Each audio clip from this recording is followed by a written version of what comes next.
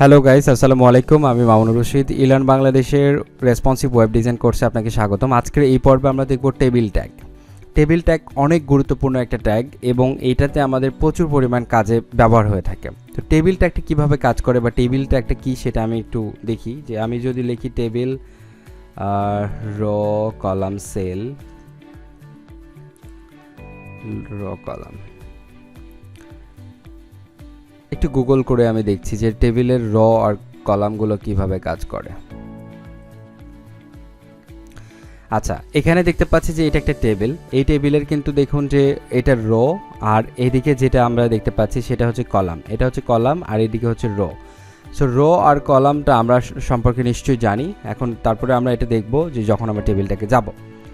এখন table tag লেখার নিয়মটা কীরকম সেটা আমাদেরকে দেখতে হবে। টেবিল ট্যাগ লেখার নিয়ম হচ্ছে টেবিল লিখতে হবে, টেবিল লেখার পর এইভাবে এটা দিতে হবে, দেওয়ার পর টি আর লিখতে হবে, টেবিল র, টি আর দিয়ে টেবিল র লিখলাম। এবার রর মধ্যে এবার হচ্ছে কলাম হবে, এর মধ্যে লিখতে হবে টি এইচ লিখলাম। টি এইচ এর মধ্যে আপনি লিখতে পারেন ধরেন মান্থ লিখে দিলাম।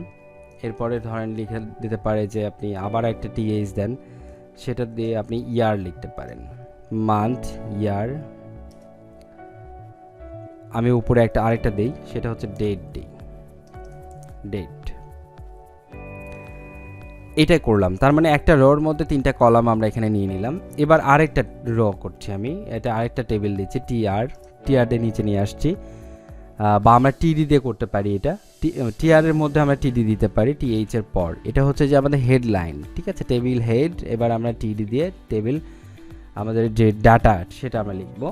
সো এটা আমরা টিডি লিখছি। টিডি লেখার পর দেখতে পাচ্ছি যে প্রথমটা হচ্ছে কি সেটার সাথে ম্যাচ করতে হবে। প্রথমটা হচ্ছে ডেট, তার মানে ডেট লিখতে হবে। ধরুন আজকে 18 তারিখ, তার মানে আমি লিখলাম 18।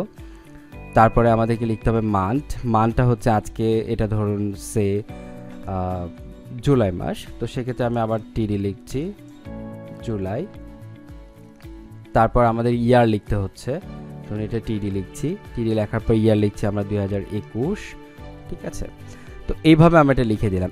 এরপর আমাদের হয়তো আরও কিছু হয়তো আমাদের টিআর প্রয়োজন পড়বে, টিআর, আবার টিআর লিখছি। লেখার পর আমার হয়তো প্রয়োজন পড়ছে এটা আরেকটা ডেট, হয়তো এটা আমরা 20 তারিখ, সরি এখানে আবার লিখতে হবে টিডি।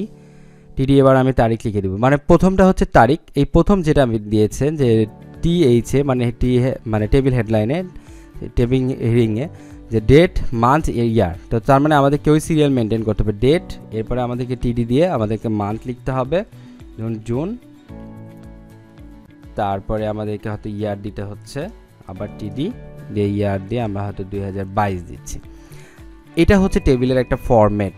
এখন দেখি যে এই টেবিল ফরম্যাটটা কিভাবে শো করছে আমাদের এইটাতে। তো আমরা দেখি কি আউটপুট দেখতে পাচ্ছি যে এই আউটপুটটা চলে এসেছে একটা টেবিল আকারে। দেখুন আমি এটা বড় করে দেখাচ্ছি, টেবিল আকারে এটা চলে এসেছে, কিন্তু টেবিলের কিন্তু বর্ডারগুলো শো করছে না। তো বাই ডিফল্ট আসলে বর্ডারগুলো শো করবে না, বর্ডারগুলো আমাদেরকে ইনলাইন সিএসএস বা ইন্টারনাল সিএসএস বা এক্সটার্নাল সিএসএস করে আমাদেরকে নিয়ে আসতে হবে। তো আপনাদের দেখার জন্য আমি এখানে চাইলে সিএসএস করতে পারি। দেখুন আমি এখানে স্টাইল দিব, প্রথমে স্টাইল দিয়ে আমি বর্ডার দিচ্ছি। বর্ডার ধরুন 1 পিক্সেল সলিড রেড কালার দিচ্ছি, ঠিক আছে, সলিড কালার, একদম red colour, solid colour.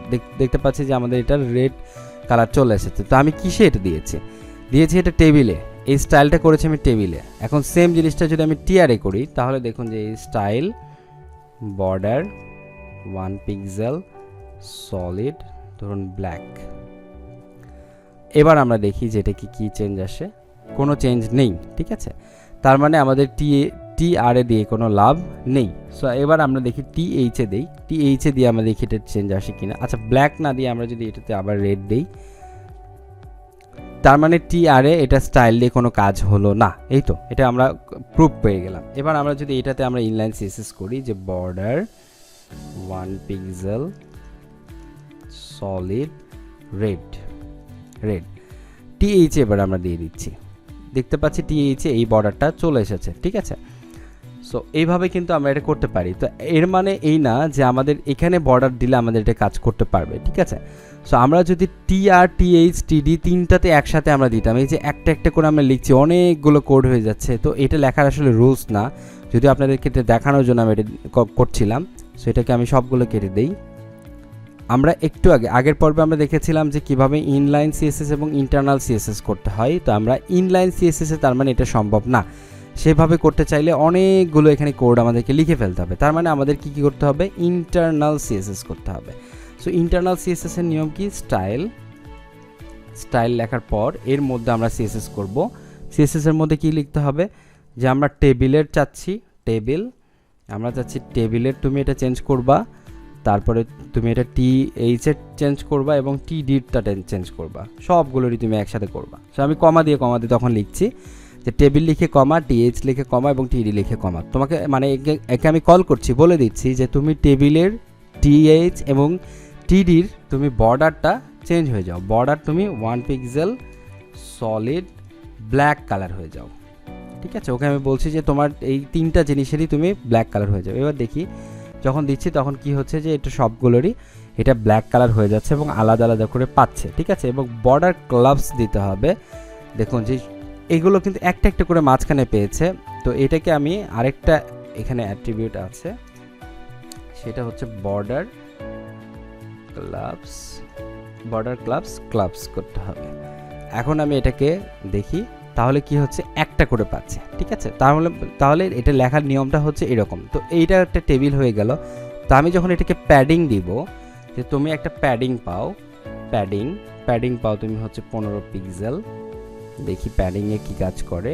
Padding দেওয়ার পর কি হচ্ছে, ফাঁকা ফাঁকা হয়ে যাচ্ছে। তার মানে কি, এই যে ইয়ারের টপে বটমে লেফটে রাইটে কিন্তু এটা 15 পিক্সেল করে এটা পেয়েছে এবং এই টেবিলটা এইভাবে কাজ করছে। তো যখন আমরা সিএসএস নিয়ে কাজ করব তখন আমরা ডিটেল দেখব যে এই টেবিলটাকে কত সুন্দর করে বানানো যায়। আপনি যেমন চাইবেন, আপনার মন যেভাবে চায় সেভাবে আপনি টেবিলটাকে করতে পারবেন যখন আমরা সিএসএস শিখবো তখন। তো আমরা টেবিলের কাজ শিখলাম যে টেবিল ট্যাগটা এইভাবে কাজ করে। সো এই ছিল আজকের এই ভিডিওতে। অসংখ্য ধন্যবাদ। আসসালামু আলাইকুম।